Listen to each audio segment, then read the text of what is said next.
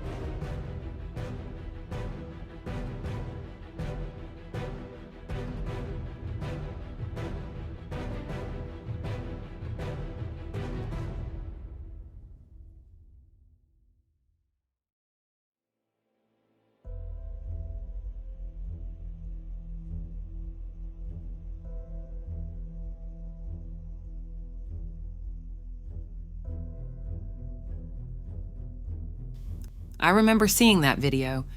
She seemed really disturbed, pressing multiple buttons and even stepping in and out of the elevator. It was quite eerie. Yes, it was. That video raised a lot of questions about her mental state at the time. Some people speculated that she might have been under the influence of drugs or experiencing a mental health crisis. And what did the hotel staff and guests do when they realized she was missing? Hotel staff conducted a search of the building but didn't find any trace of Elisa. As days turned into weeks, the case drew significant media attention, and volunteers joined in the search efforts. Did they find any leads during the initial searches? No, there were no significant leads in the early stages of the investigation. The police interviewed hotel guests and employees, but no one seemed to have any information about her whereabouts. Her social media accounts, especially her Tumblr blog, were analyzed extensively by internet sleuths trying to piece together any clues. I heard something about the water tanks on the hotel's roof. Is that when they found her? Yes, that's a crucial part of the case.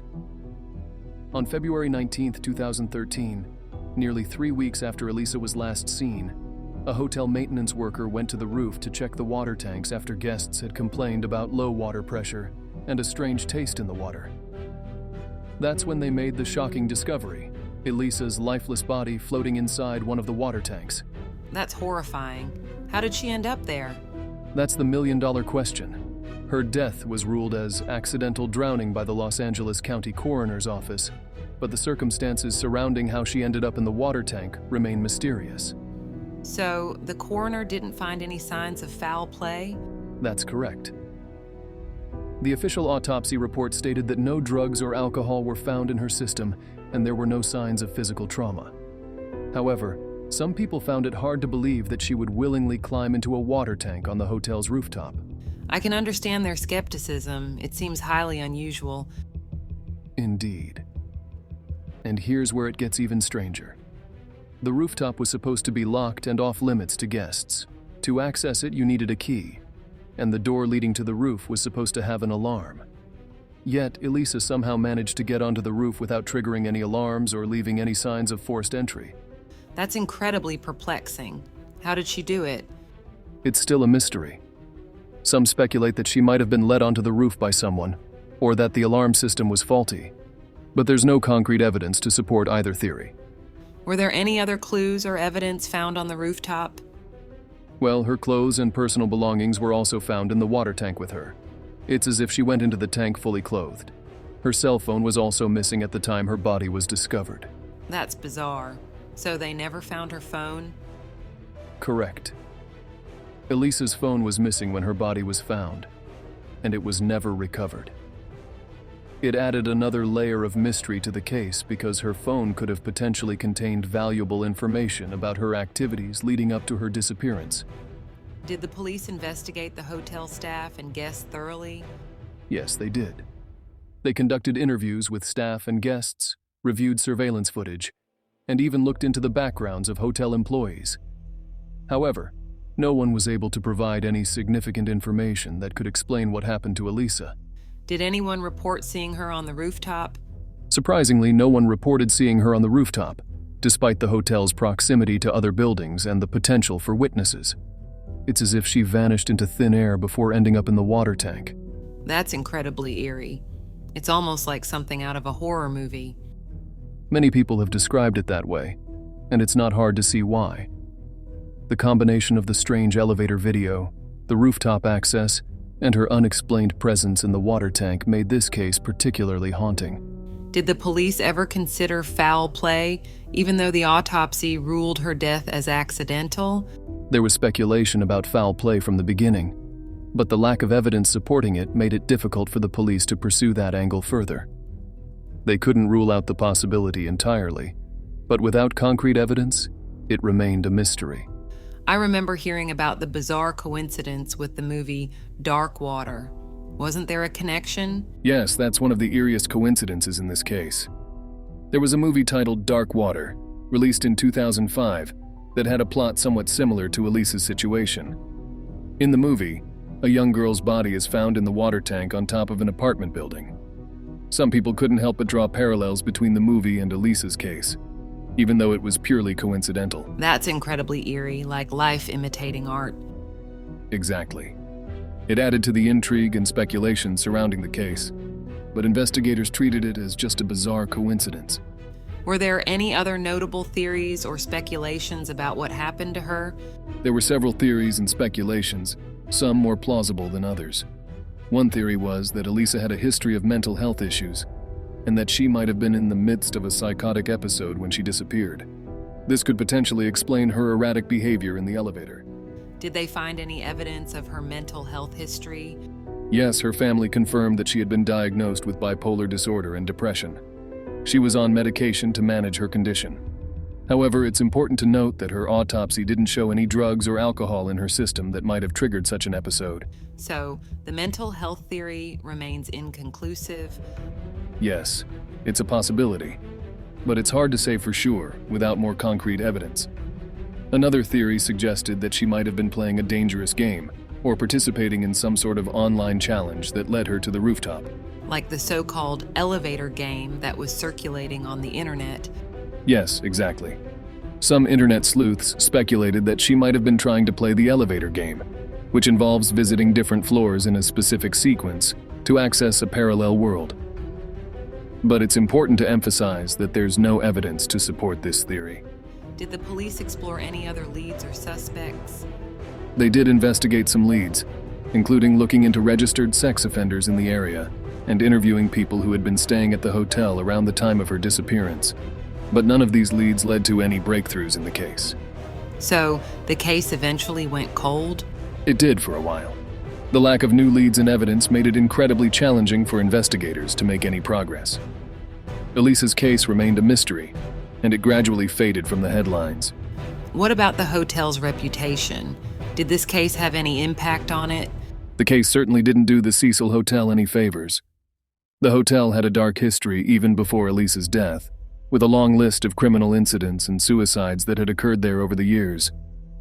The notoriety of this case only added to its grim reputation. Did the hotel undergo any changes or renovations after the incident? In an effort to distance itself from the tragedy, the Cecil Hotel rebranded itself as Stay on Main and underwent some renovations. They also changed their management and tried to move away from their infamous past. However, the hotel's history continued to haunt it, and it eventually closed in 2017 and reopened as a permanent supportive housing project in 2021. I can imagine that staying at a hotel with such a dark history would be unsettling. Yes, it definitely gave people pause when considering whether to stay there. The Elisa Lam case became a dark cloud over the hotel's legacy. Did the case ever see any new developments after the hotel closed? Surprisingly, yes. In 2015, 2 years after Elisa's death, a wrongful death lawsuit was filed against the Cecil Hotel by her parents. The lawsuit alleged that the hotel's negligence had contributed to her death. Specifically, they claimed that the hotel had not properly secured the rooftop and the water tanks, allowing her access. What was the outcome of the lawsuit? In 2016, the lawsuit was settled out of court, with the terms of the settlement remaining confidential. It's unclear whether the hotel admitted any wrongdoing as part of the settlement. So, even though the case remains unsolved, her family at least received some form of closure through the lawsuit. Yes, the lawsuit did provide her family with some closure, even though many questions about the case still linger. The hotel's liability was never definitively established in a court of law. Did the case have any broader impact or lessons for law enforcement or the hospitality industry? The Elisa Lam case did raise awareness about hotel safety and security. It prompted discussions about the need for better surveillance and access control in hotels, especially those with a history of criminal activity. It also highlighted the challenges that law enforcement faces when dealing with mysterious cases like this one. Have there been any developments in the case since the hotel's closure? Not that I'm aware of. The case remains one of the most puzzling mysteries in recent memory. And despite the extensive media coverage and public interest, there have been no significant breakthroughs or developments. It's incredibly sad that the case remains unsolved. I can't imagine the pain her family must feel not knowing what truly happened to her. It's a heartbreaking situation, and I think that's one of the reasons why this case continues to capture the public's fascination. The unanswered questions and the eerie circumstances surrounding her death have made it a topic of ongoing speculation and discussion. It's a haunting reminder that sometimes, even with all the resources and technology available, some cases can remain shrouded in mystery. Absolutely. The Elisa Lam case serves as a stark reminder that, despite our best efforts, there are still mysteries in this world that elude explanation. It's a tragic and unsettling case that continues to intrigue and perplex people to this day. Thank you for sharing all these details about the case. It's a sobering reminder of how complex and enigmatic some mysteries can be. You're welcome. It's a case that has captured the imaginations of many, and I hope that one day there may be some answers that bring closure to both her family and those who have followed this baffling case.